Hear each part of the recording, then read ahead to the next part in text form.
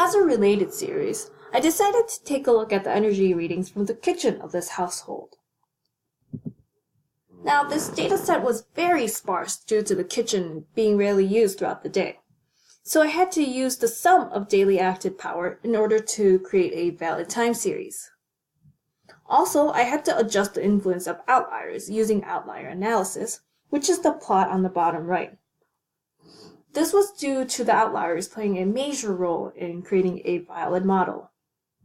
It was pretty obvious that there was a 7-day trend going on, so in order for us to focus on the 7-day trend, I decided to take out the overarching annual trend.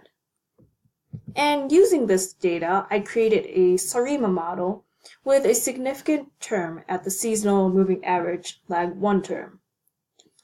And the goodness of fit measures for this model was the best out of all the models I actually created, which was great. And the ACF of the residuals show no obvious patterns.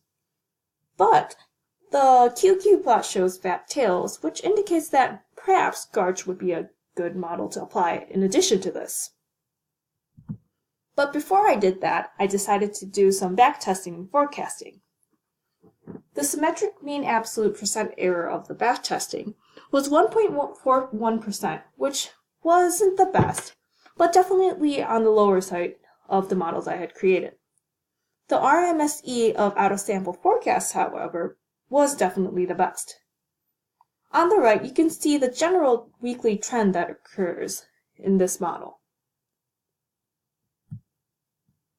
Now for Garch. So I used the Garch on the residuals of the SARIMA model, and my main motivation for this was that the ACF and the PACF of the returns showing a pretty strong Garch 1-1 behavior.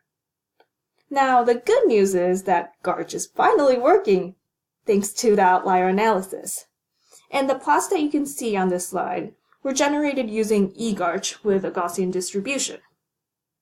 But the bad news is that none of the parameters looked significant. Granted, there were a couple of p-values that were 0, but I wasn't sure whether that was actually because the p-values were low, or whether there were underlying computational issues occurring in the background. The biggest positive takeaway is the QQ plot you can see on the bottom right. It looks much better compared to the QQ plot from SARIMA model alone, so hopefully I'm heading in the right direction.